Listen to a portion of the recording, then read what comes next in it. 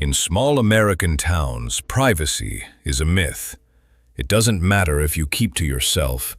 It doesn't matter if you don't gossip, don't drink on porches, don't sit at diners long enough to hear whispers. In places like that, people watch, they catalog, they wait, and eventually they tell you something you were never meant to hear. I was 13 the summer my world cracked open. It happened in a park in Briar Glen, a quiet logging town tucked deep in the forests of northern Oregon. The kind of place where the trees grow taller than church steeples, and everyone knows what you had for dinner before you do. I was sitting on a splintered wooden bench with my two best friends, Ethan Miller and Lily Harper. We'd been inseparable since first grade. Same bus, same classes, same stupid dares. We were arguing about nothing when she appeared. A woman I'd seen around town before. Mid-40s, perfectly normal. Too normal. Beige cardigan, polite smile, the kind of face that blends into PTA meetings. She stopped in front of me and tilted her head. "Oh, good," she said. "I've been waiting to catch you without your parents." I remember the way the breeze died in that moment. She leaned closer. "Did you know," she almost kindly said, "that you're adopted?" Just like that. No build-up, no warning. The word dropped between us like a live grenade. Ethan laughed at first, thought it was some sick joke. Lily went pale. I didn't laugh. Something in the woman's eyes told me she wasn't joking. She straightened, gave me a tight smile, and walked away as if she'd just commented on the weather. I don't remember running home. I only remember tearing it apart. Drawers, closets, filing cabinets. My hands shook so badly I could barely hold the papers when I found them. A thin folder buried beneath tax documents and old warranties. Court seals, legal names. A date that didn't match my birthday story. I wasn't their son, not by blood. The house felt different after that. Smaller, stranger, like I'd been living inside someone else's life without knowing it. Every memory became suspicious, every hug rehearsed, every "we love you" a line in a script. That night I didn't sleep. By morning, I had made a decision. I wasn't staying. We met at dawn behind the gas station on County Road 12. Ethan showed up first, pale but determined. His dad drank and yelled most nights. He didn't need much convincing to leave. Lily arrived last, backpack slung over one shoulder. Her parents' arguments could be heard from 3 houses away. She said nothing, just nodded when I looked at her. Beyond the old logging highway, deep past the tree line, there was an abandoned settlement called Hollow Creek.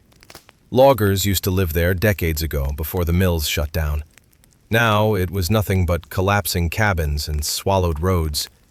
Kids told stories about it at school. Missing hunters, strange lights, animals that didn't act like animals.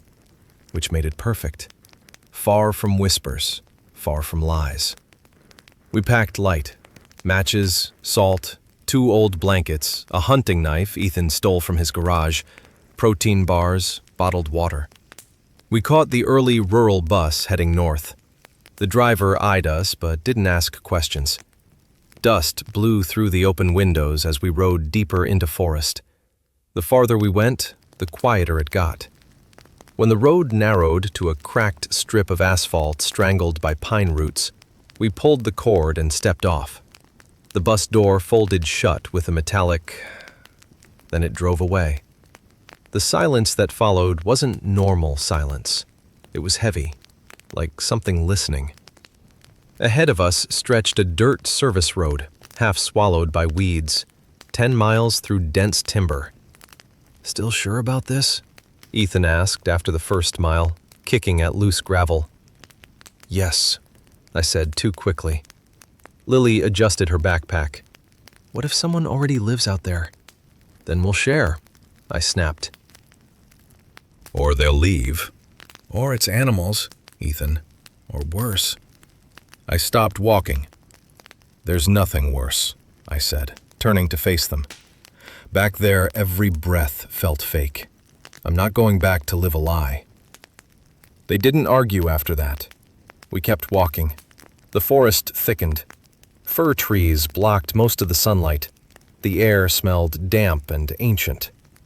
By mile 5, our legs burned. By mile 7, conversation died. By mile 9, the road disappeared completely. And then we saw it. A structure through the trees.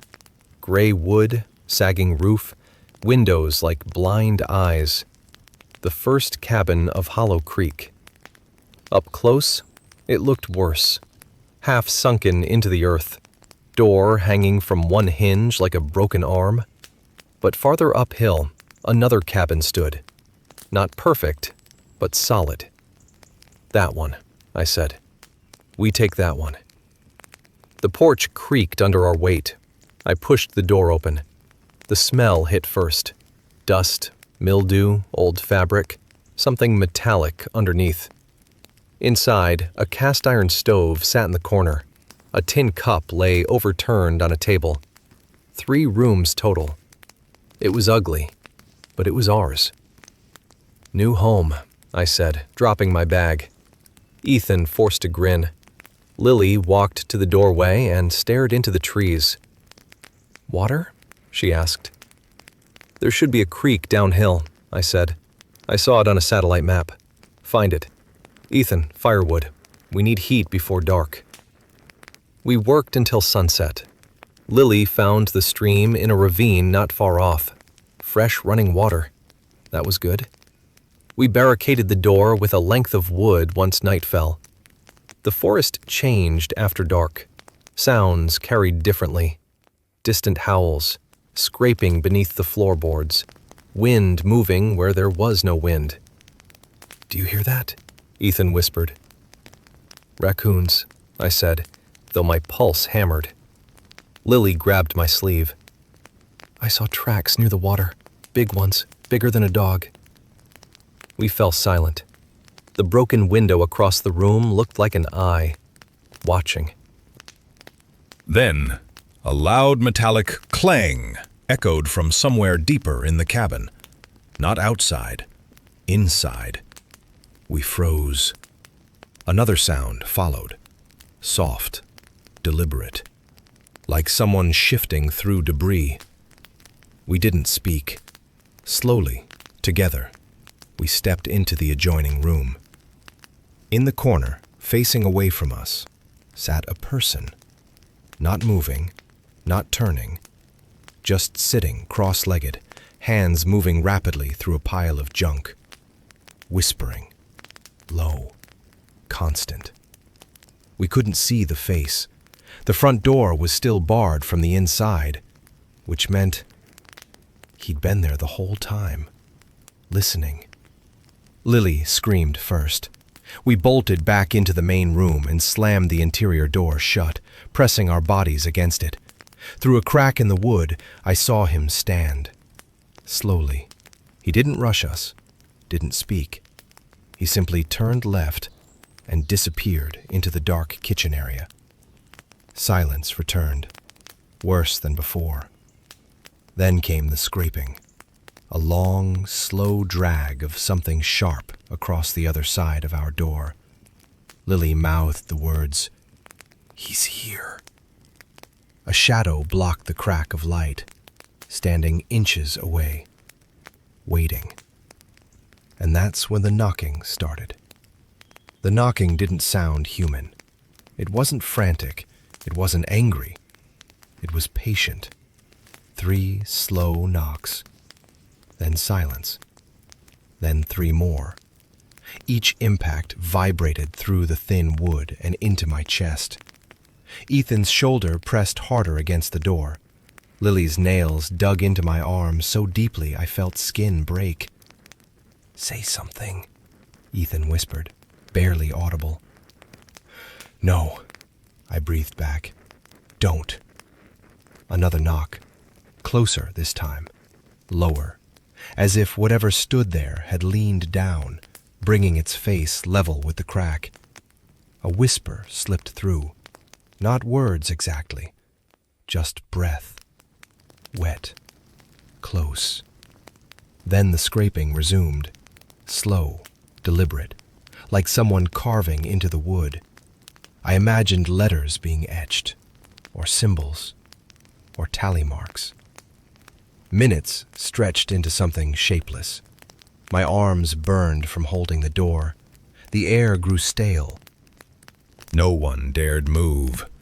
At some point, exhaustion blurred fear. The knocking stopped. The scraping faded. But none of us slept. I kept staring at the broken window, waiting for a face to rise into view, waiting for fingers to curl over the sill. Nothing came. Only darkness. At dawn, the forest exhaled. Birds returned. Light filtered through the trees. We didn't speak as we removed the wooden brace from the door. I opened it slowly. The kitchen was empty, dusty, still. No sign of anyone. But on the outer surface of the door, carved deep into the wood, were 3 vertical lines, like claw marks. Fresh splinters curled outward. Ethan swore under his breath. Lily backed toward the front entrance. "Let's just leave," she said. "Now, before it gets dark again." I wanted to agree, but something inside me refused. I had run from one truth already. I wouldn't run from another. "Let's check the rest of the settlement first," I said. "Maybe someone lives here. Maybe it's just a squatter." "Squatters don't disappear into thin air," Ethan muttered. Still, we left the cabin. The morning air felt wrong, too bright, too sharp. We walked deeper into Hollow Creek. Most of the cabins had collapsed inward, roofs caved, windows shattered, nature reclaiming everything. Then we saw it. A house that didn't belong. It stood apart from the others, fence painted white, chimney intact, windows unbroken, smoke curling faintly from the top, fresh boot prints near the gate. Ethan stopped. "Someone's here." My mouth felt dry. "Good," I said, though it didn't sound convincing. We approached the gate. A pair of worn work boots sat neatly on the porch. The front door creaked open before we could knock. At first, only shadow. Then movement. Slow. Deliberate. An old man stepped into the light. He was tall but thin. The kind of thin that comes from years of hard labor, not frailty. His skin looked carved rather than wrinkled. Deep lines cut across his face like weathered bark. But it was his eyes that unsettled me. They were pale, almost colorless. Not blind, just washed out, like fog over ice. He studied us without blinking. "Well now," he rasped, voice dry as dead leaves. "Would you look at that?" He spit over the porch railing. "Runaways." None of us answered. He looked from me to Ethan to Lily. "Which one of you thought Hollow Creek was empty?" The way he said it made my stomach twist. "We're not causing trouble," I said. "We just needed somewhere to stay." He gave a short, humorless chuckle. "Needed, huh? Forests don't care what you need." He stepped aside. "Come in. Don't stand there too long. Woods don't like watchers." Something about the way he said that made me glance over my shoulder. The tree line looked closer than before. Inside, the house smelled of dried herbs, wood smoke, and something faintly metallic. The interior was tidy. Too tidy. A single oil lamp burned on the table despite full daylight outside. He motioned for us to sit. "I'm Walter Boone," he said. "Been here near 30 years. "Hollow Creek's abandoned," Ethan said. Walter's lip twitched. Abandoned by people. He leaned against the stove. So, why you here? My name's Daniel, I said. The lie slipped out before I could stop it. I don't know why I didn't give my real name. Maybe I didn't feel like it belonged to me anymore. That's Ethan. That's Lily. Walter nodded slowly. Family trouble? No one spoke. He studied me longest. Truth's a heavy thing to run from. The words hit harder than they should have. Were you in that cabin last night? Lily suddenly asked. The old man stilled. What cabin? The one downhill. Someone was inside, whispering. Silence stretched. Walter turned his head slightly. In corners, he said finally. Things linger. Hollow Creek wasn't emptied properly. What does that mean? Ethan demanded. It means, Walter said calmly, you picked the wrong house. He moved to a cabinet and pulled out a loaf of bread so stale it looked fossilized. He tore off 3 chunks and dropped them onto tin plates. Eat. We hesitated. Eat, he repeated. Hunger overpowered doubt. The bread tasted like dust. Walter watched us chew. You planning to stay? He asked. Yes, I said before the others could answer. He stared at me. You don't belong here. Neither do you. A faint smile tugged at his lips. I belong exactly where I am. His gaze shifted toward a small wooden chest sitting on a shelf near the wall. It was old, dark, locked. He noticed me noticing. Curious, are you? What's in it? He didn't answer immediately. Instead, he moved to the door. You want to stay? He asked. Then you work. For what? For supper. Something about the way he said supper made Ethan stiffen. What kind of work? Lily asked. Walter stepped onto the porch and pointed beyond the fence, downhill, into a deep ravine choked with vegetation. Stinging nettle grows thick down there. Old growth. Bring the armfuls. Why? I asked. To feed my rooster, he said without humor. He's been confusing day and night lately. Ethan looked at me. Roosters don't eat nettles. Walter's pale eyes flicked back to him. This one does. He walked back inside. And don't wander, he added. Forest rearranges itself when it feels ignored. A breeze passed through the yard. I swear the trees leaned closer. We found the gloves hanging on a nail beside the fence. 3 pairs, worn, waiting. Lily slipped hers on first. I don't like this, she whispered. Neither do I, Ethan said. But we climbed down into the ravine anyway. The nettles were taller than us, thick stems, leaves bristling with fine, venomous hairs. The air down there felt damp and close. Every time the plants brushed my exposed skin, fire flared. We worked in silence. The deeper we went, the quieter it became. No birds, no wind, just the soft snap of stems breaking. And somewhere above us, a rooster crowed. Except, it didn't sound like morning. It sounded like midnight. We froze.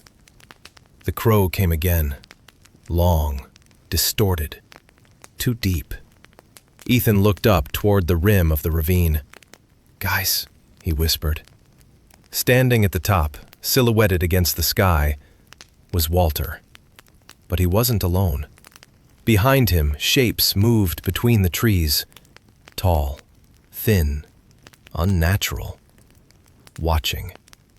And Walter raised one hand, not waving, counting. 1, 2, 3. Then he shouted one word that made the sunlight flicker. Noon! The world snapped. That's the only word for it. 1 second it was late afternoon, shadows stretching long across the ravine, the sky washed in pale gold. The next, the light detonated. Blinding white sun exploded overhead as if someone had flipped a switch in the sky. The temperature spiked. The air dried instantly. The damp chill of the ravine evaporated into heat that pressed against our skin. Lily screamed and covered her eyes. Ethan stumbled backward into the nettles, swearing. I stared up at Walter Boone.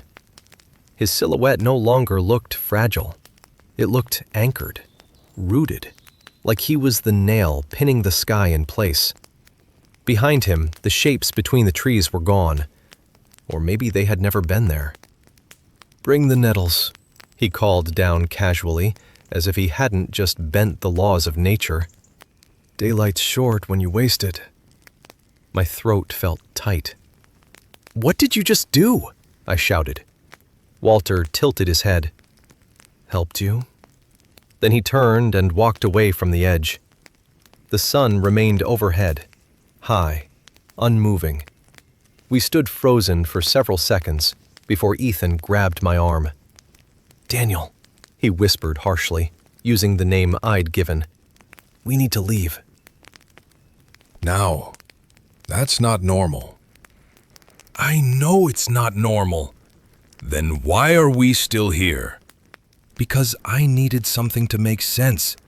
Because if the world could shift that easily, maybe my life could too. Because running again felt worse than staying. We finish, I said finally.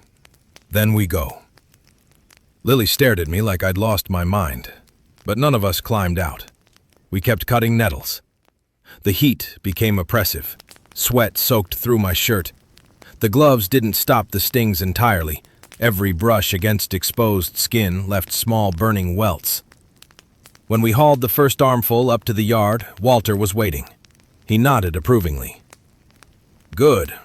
Hard work teaches faster than words. What was that? Ethan demanded. You changed the time. Walter's pale eyes flicked to him. Time's a suggestion, he said calmly. Forest doesn't follow clocks. That's exactly how, Walter interrupted. He bent and gathered the nettles into a wooden crate. You kids think freedom means no rules. But something always keeps the balance. Out here, it's not parents. It's older than that. He looked directly at me. And it doesn't like being ignored. A chill crawled up my spine despite the heat. We made 3 trips down into the ravine. Each time the sunlight stayed fixed overhead. No clouds, no movement. Just relentless noon. By the time we finished, my arms trembled from effort. Walter wiped his hands on his flannel shirt. That'll do. For the rooster? Lily asked weakly. For correction, he replied. He carried the crate toward a small shed behind the house. As he opened the door, I caught a glimpse inside. There was no rooster. There were cages, empty, rusting, and something carved into the back wall. 3 vertical lines, just like on our cabin door. I felt my pulse spike. Walter shut the shed door before I could look closer. Come inside, he said. I'll cook. Back in the house, a large cast-iron pot already sat on the stove. Steam curled from beneath its lid. The smell filled the room almost instantly. It was intoxicating, rich, savory, warm. It smelled like Sunday dinners, like holidays, like something safe. My stomach twisted painfully. Walter removed the lid with slow ceremony. Steam burst outward. Sit, he instructed. He ladled the contents into 3 bowls. The aroma was overwhelming. My eyes stung. Lily's shoulders began to shake. Ethan swallowed hard. I stared down into my bowl. Clear water. Nothing else. Just faint flecks of green floating on the surface. "That's it?" Ethan said hoarsely. Walter sat across from us. "Eat." "It's just water." "Eat." Hunger won again. I lifted the spoon. The liquid tasted faintly smoky, warm, empty. Walter watched us carefully. "Well?" he asked. Silence. Ethan slammed his spoon down. "This is a joke." Walter smiled faintly. "Smells like a feast, doesn't it?" Lily's voice trembled. "You said supper." "It is supper." "It's nothing!" Walter leaned forward. "Exactly." The word hung heavy in the air. "You came here chasing the smell of freedom," he continued softly. "Adventure, independence, no rules, no lies." He tapped the rim of his bowl. "Smells rich, feels promising." He lifted the spoon and let water drip back into the bowl. "But there's nothing in it." I felt something twist inside my chest. "You don't know anything about us," I muttered. Walter's eyes locked onto mine. "Don't I?" He stood and walked to a wooden crate near the wall. From it he pulled 3 eggs and a bundle of the nettles we'd gathered. "Want substance?" he asked. "Add work. Add memory." He cracked the eggs directly into the pot, tossed in chopped nettles. The scent changed instantly, deeper, earthier, alive. He stirred slowly. Care is an ingredient, he said. Without it, everything's just water. The words landed harder than I expected. I remembered my mother, not biological, I corrected myself automatically, standing over a stove.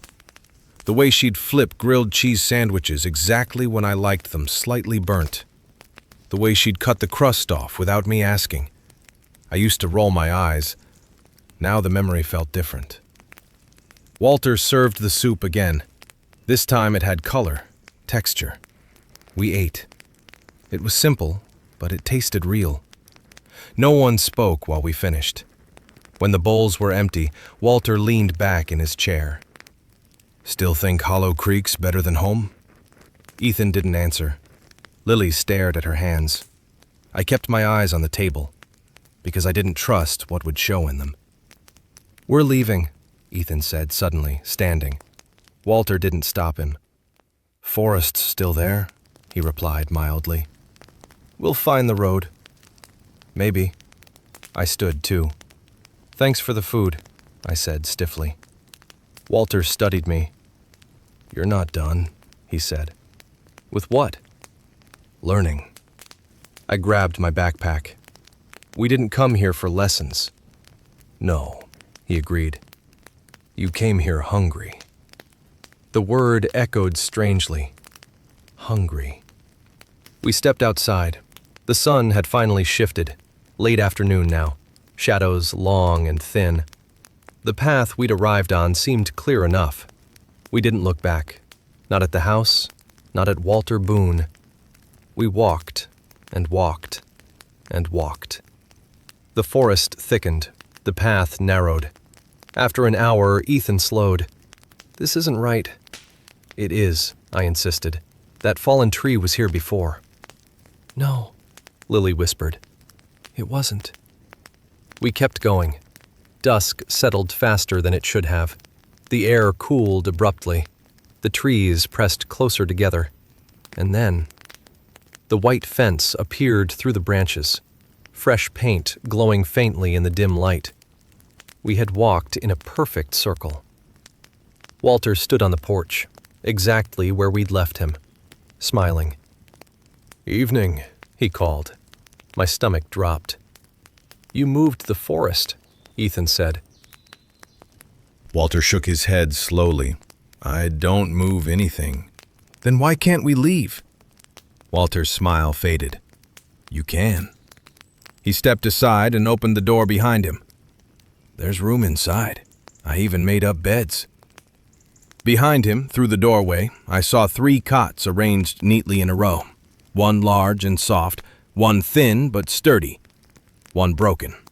Springs twisted upward like exposed ribs. "Pick carefully," Walter said. And then he vanished.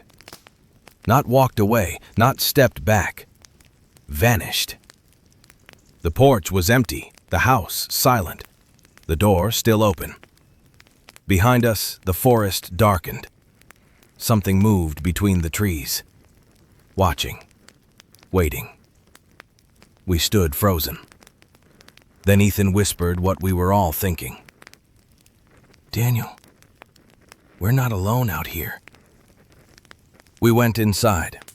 Not because we trusted the house. Not because we trusted Walter Boone. But because the forest behind us had started breathing. That's the only way I can describe it. The trees weren't swaying. There was no wind. And yet the woods exhaled in slow, rhythmic pulses, like something massive shifting its weight just beyond sight. The moment we crossed the threshold, the front door shut behind us. Not slammed, not creaked. Closed. Deliberate. None of us touched it. The room was dim now, lit only by the faint orange glow from the stove. The 3 cots sat exactly as we'd seen them. One wide and inviting, layered with thick quilts. One plain but stable, military-tight sheets stretched across it. And one in the far corner, bent frame, exposed springs, a stained blanket thrown across like an afterthought.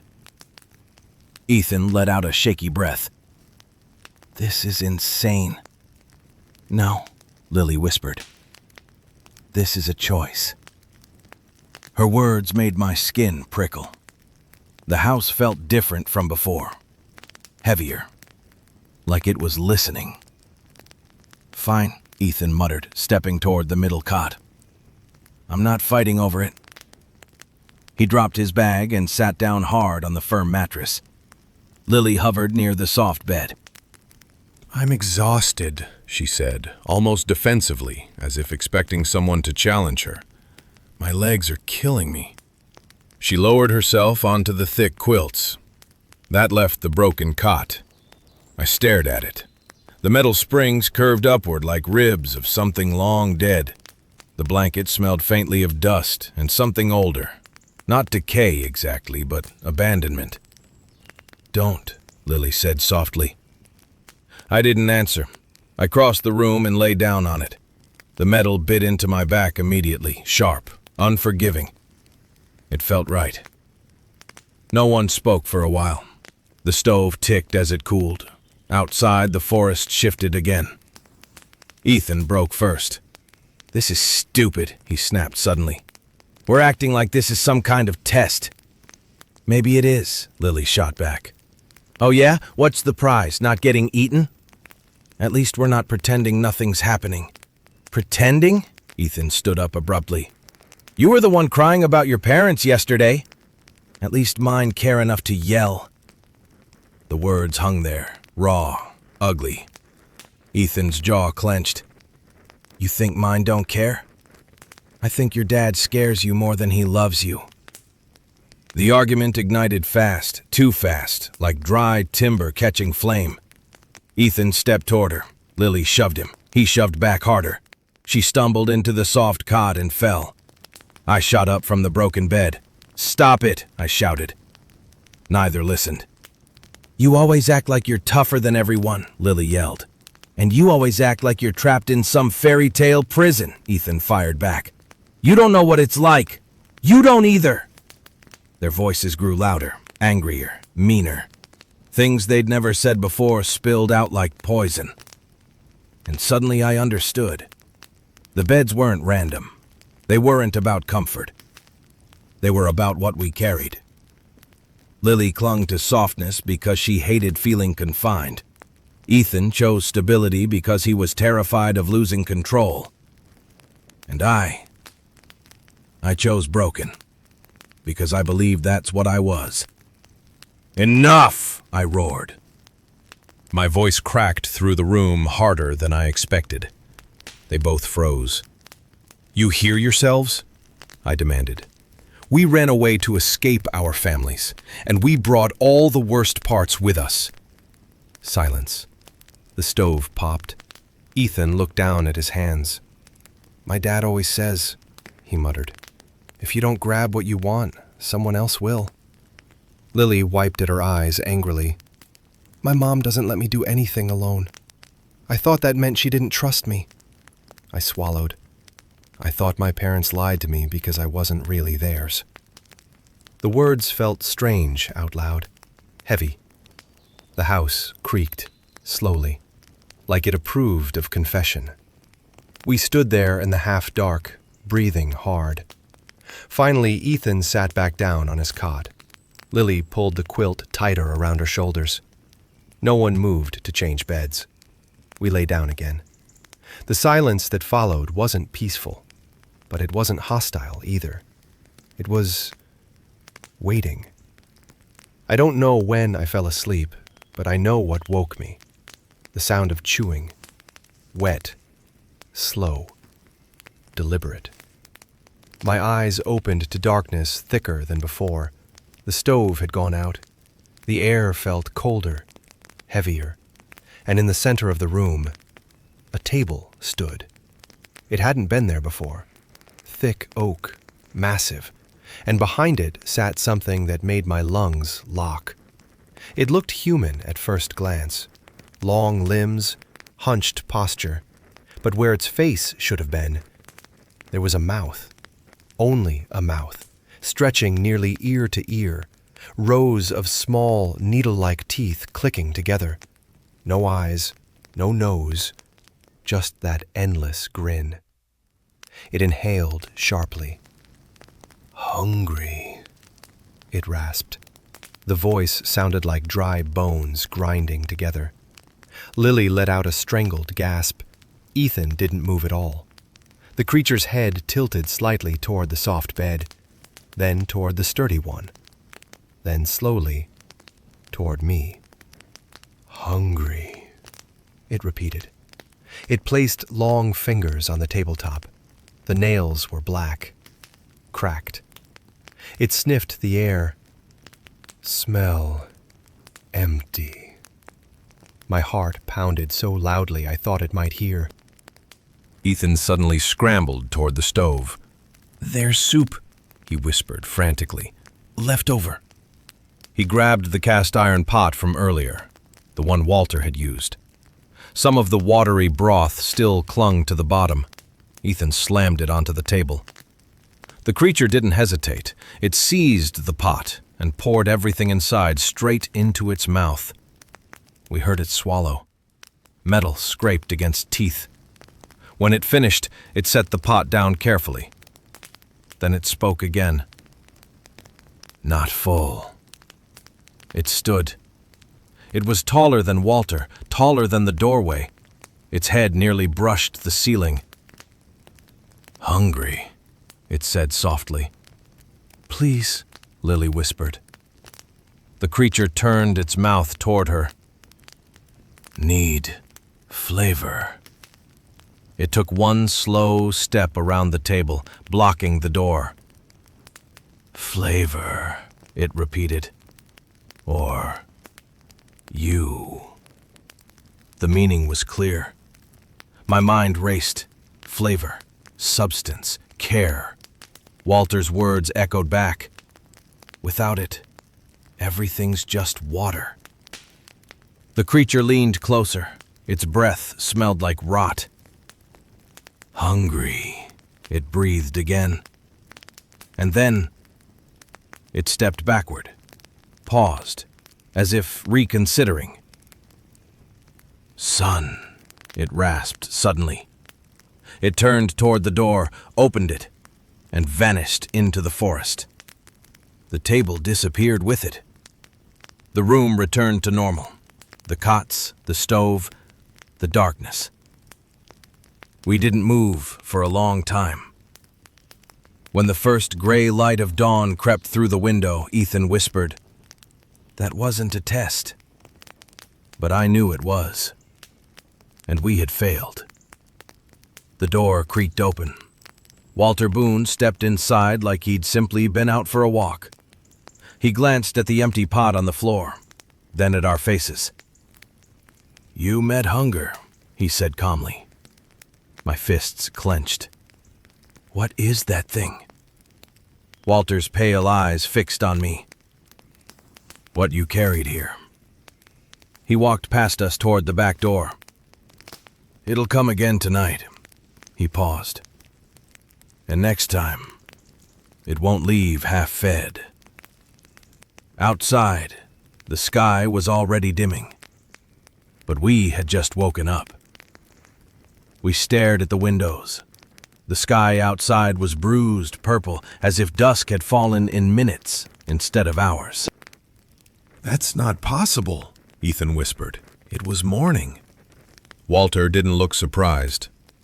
"Day moves different when you're being measured," he said. "Measured for what?" Lily demanded. Walter stepped out onto the back porch and motioned for us to follow. "Come see." We hesitated only a second before going after him. Behind the house stretched a fenced garden that hadn't been there the day before. Or maybe it had and we hadn't noticed. The soil was dark and rich, almost black. Neat rows of vegetables grew in thick clusters: potatoes, carrots, beets, onions. Too healthy for an abandoned settlement. Beyond the fence, the forest remained gray and skeletal, dead. But inside the fence, everything was alive. Walter tossed a shovel at my feet. It landed blade first in the dirt. "Dig." "For what?" I asked. "For supper." Ethan's voice cracked. "You said that thing is coming back." "It is." "And we're supposed to cook for it?"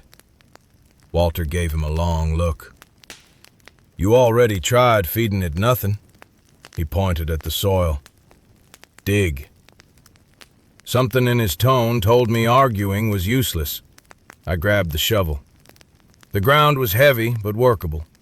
Each thrust into the earth released the smell of wet roots and minerals. The physical effort steadied my thoughts.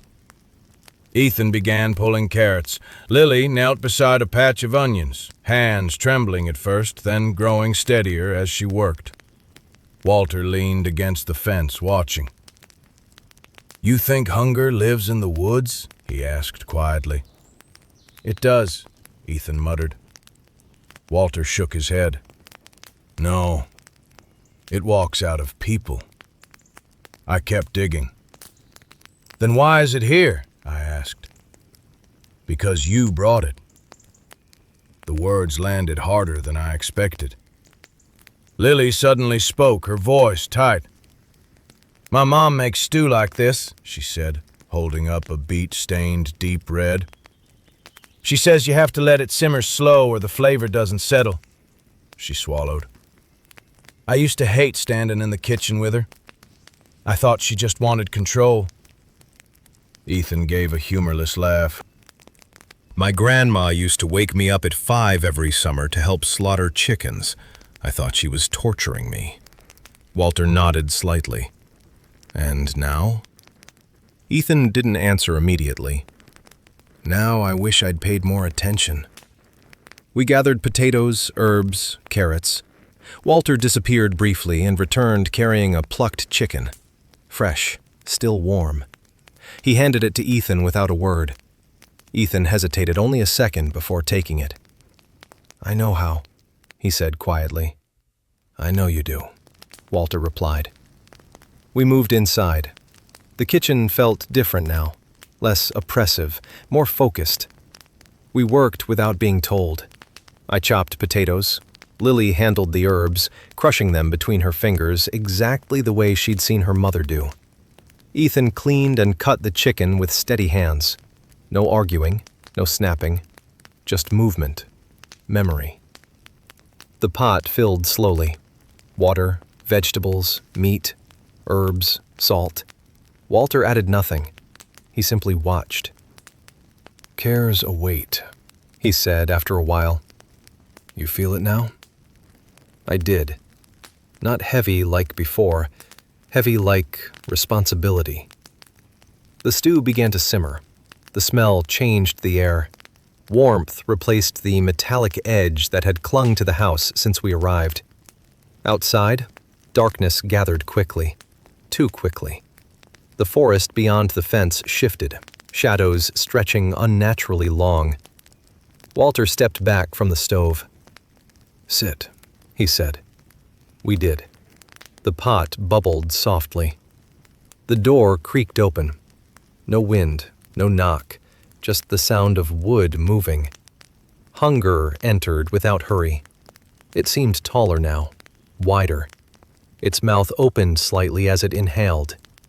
This time, it didn't say hungry. It trembled, as if something inside it recognized the scent. It moved toward the table slowly. We didn't run. We didn't scream. Walter didn't interfere. Ethan ladled stew into a bowl with shaking hands and set it in front of the creature. For a moment, nothing happened. Then hunger lowered its faceless head. It took a careful spoonful, paused, swallowed. The room seemed to hold its breath. Curled around it. Lily whispered, "It's curled around it." Lily whispered, "It's changing." She was right. The massive mouth shrank slightly with each swallow. The teeth dulled. The black nails shortened. Hunger continued eating. Not ravenous now, not desperate, just steady. When the bowl emptied, Ethan filled it again. No one told him to. Hunger finished the second serving more slowly. Then it straightened. For the first time, it did not block the door. It looked at each of us in turn, or at least turned its head toward us. Its mouth moved, but the voice that came out no longer sounded like bones grinding. "Full," it said softly. The word echoed strangely. The creature stepped backward, its body thinned, edges blurred, until, standing in its place, was Walter Boone. Younger, not by decades, but enough. His eyes held color now, faint blue beneath the pale wash. He exhaled slowly. "Better," he murmured. Ethan stood abruptly. "So it was you." Walter looked at him. "It was you," he corrected. Silence. The fence outside creaked. The forest seemed farther away, less pressing. "You fed it right," Walter continued. "Not with fear, not with pride, with what you were given." I felt something shift inside my chest. Not breaking, not cracking. Aligning. Walter walked toward the front door. When he opened it, the sky beyond was not dark. It was dawn, true dawn, soft gray light stretching between trees. And for the first time since we arrived, the path beyond the fence was clear. No distortion, no bending, just a simple dirt road leading back toward the highway. "You can leave now," Walter said quietly. None of us moved. "Will it come back?" Lily asked. Walter considered that. "Only if you forget." The words settled deep. Ethan picked up his backpack first. Lily followed. I lingered. "Why us?" I asked. Walter studied me. "Because you believed you were empty." The answer stung. But it felt honest. He stepped back into the house. The door began to close. "Daniel?" he called softly before it shut. I froze. "That's not your name." The door closed completely. No click, no echo, just silence. We turned toward the road. The forest no longer breathed. It simply stood, waiting. And this time, it let us pass. We didn't speak for the first mile. The forest felt ordinary again, not welcoming, not hostile, just trees. Branches cracked under our boots. Wind moved naturally through the canopy. Birds called overhead. Normal. After everything that had happened, normal felt almost unreal. Ethan finally broke the silence. "Do you think it was real?" Lily didn't hesitate. "Yes." He glanced at me. "You?" I thought about the claw marks, the shifting sun, the taste of the stew, the way hunger had shrunk. "It was real enough," I said. We walked another half-mile before Ethan spoke again. "My dad's gonna kill me." Lily gave a weak laugh. "My mom's going to cry." I swallowed.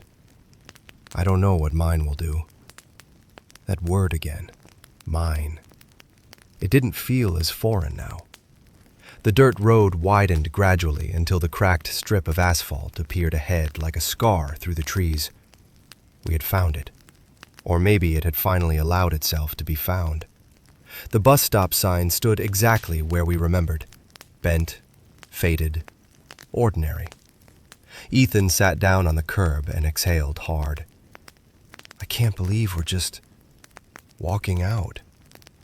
Lily hugged her arms around herself. "Do you think Walter was ever real?" No one answered, because none of us knew. The bus arrived 40 minutes later. Same driver. He squinted at us as we climbed aboard. "You kids look like hell," he muttered. We didn't argue. The ride back to Briar Glen felt longer than the trip out. Or maybe shorter. Time felt different now. When the town sign came into view, my stomach tightened. Houses, mailboxes, porches, lights and windows, people inside them, waiting. The bus hissed to a stop near the gas station. We stepped off together. No one said goodbye. We didn't need to. Ethan headed down Maple Street without looking back. Lily hesitated, then gave me a small nod before turning toward her house. And I stood alone for a moment. My house was 3 blocks away, white siding, blue shutters, a porch light that was always left on when I stayed out late. I had imagined it 1,000 times over the past 2 days. Cold, strange, not mine. Now it just looked like home. As I approached, I saw the front door open. My mom stepped out onto the porch. Her eyes were red. She didn't yell, didn't demand answers. She just ran. She pulled me into her arms so tightly I couldn't breathe. "I was so scared," she whispered into my hair. Behind her, my dad stood in the doorway, his jaw tight, his eyes wet. They didn't ask where I'd been. Not at first. They just held me. And for the first time since that woman in the park spoke her poison, I didn't feel like an intruder. Inside, the house smelled like tomato soup, my favorite. The same kind she'd made since I was 6. I looked at her hands as she poured it into a bowl for me. Slight burn scar on her thumb from years ago. She'd gotten it flipping grilled cheese. For me. "Eat," she said softly. I sat at the kitchen table. The spoon trembled in my hand. Steam rose. It smelled like comfort, like memory, like care. I took a bite. It wasn't fancy, it wasn't magical, but it was full. My dad sat across from me. "We were going to tell you," he said quietly, "about the adoption." The word didn't feel like a knife anymore. "When?" I asked. "When you were ready," my mom said. I met her eyes. "And if I never was?" She swallowed. "Then we would have waited." Silence. But not heavy, not sharp, just honest. I thought about hunger, about the empty water that smelled like feast, about the stew we built from memory. "I'm not empty," I said suddenly. They both looked confused. I almost laughed. "No," my mom said firmly. "You never were." That night I lay in my own bed. soft mattress. Familiar ceiling. The house creaked once as it cooled. I froze for a second, listening. But it was just wood settling, not breathing, not watching. Still. Just before I drifted off, I heard something faint outside my window. A rooster crowing. Clear, sharp, at midnight. My eyes snapped open. The sound echoed once more in the distance, then stopped. I got up and moved to the window slowly. The street was empty. Still. No movement. No pale-eyed old man leaning against a tree. No shifting shadows. Just the quiet hum of suburban night. I stood there for a long time. Then I whispered into the dark. I won't forget. The forest didn't answer.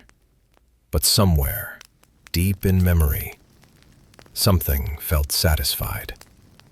And far away, in a place where abandoned cabins sink into the earth and fences fade into mist, a white-painted gate swung gently closed, waiting for the next hungry soul.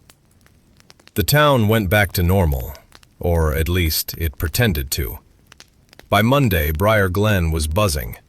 3 missing teenagers don't disappear for 2 days without becoming the only topic at the diner, the hardware store, the church parking lot. Sheriff Donnelly came by our house that afternoon, asked careful questions, took notes, studied my face like he expected cracks to show. I told him we'd gone hiking and gotten turned around. That part wasn't a lie. He didn't press too hard. Maybe because my parents sat close on either side of me. Maybe because he saw something in my eyes that told him pushing wouldn't help. Ethan texted me that night. Dad didn't yell, just hugged me. Weird. Lily sent hers an hour later. Mom cried so much I thought she'd drown me in it. I helped her cook dinner. Didn't hate it. I stared at my phone for a long time before typing back. We're not going back. Ever. There were 3 dots. Then, yeah. But the forest didn't leave us entirely. For weeks after, I'd wake in the middle of the night with the faint sensation of something missing. Not outside, not under the bed. Inside. An emptiness I now recognized. Not hunger for food, hunger for distance, for pride, for running. It would stir when my parents argued quietly in the kitchen, when my mom reminded me about homework, when my dad checked where I was going and who I'd be with. The old irritation would flare. You're not even my real parents. The thought would surface, sharp and cruel, and every time it did, I'd smell it. Not literally at first, just memory. Thin, watery broth that smelled like feast, but tasted like nothing. That's when I knew. Hunger wasn't dead. It was fed. There's a difference. 2 months later, the woman from the park approached me again.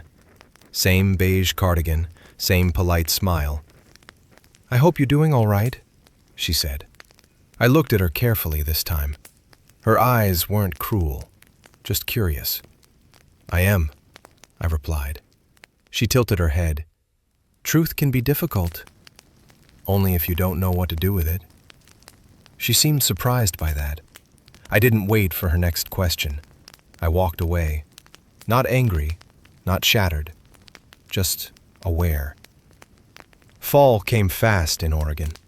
The trees outside town flared red and gold. The air thinned. School settled into routine. One afternoon, Ethan and Lily came over. We sat on the back porch while my dad grilled burgers. I keep thinking about it, Ethan admitted quietly. About Hollow Creek. It's not on any map, Lily said. I checked. I stiffened. You checked? Satellite images, she said. There's forest out there, just forest, no settlement. A chill crept across my shoulders. What about the road? Dead ends after 5 miles. We went quiet. After dinner, I walked them down the driveway. As they left, Ethan stopped. You ever think about going back? I didn't answer right away, because I had thought about it. Not to run, but to see, to confirm, to understand. I think, I said slowly, it only shows up when someone needs it. Lily shivered. Like us. Yeah. Winter arrived. Snow dusted rooftops. One evening, I stayed late at school for basketball practice. By the time I walked home, the streets were empty and white. Halfway down Maple Street, I heard it, a rooster crow, clear as glass. My breath fogged in the cold air. I turned slowly. At the end of the street, just beyond the last streetlight, stood a tall figure, too tall, thin coat hanging loosely from its frame, pale eyes reflecting yellow light. Walter Boone. He didn't move, didn't wave, just watched. My heart thudded once, hard.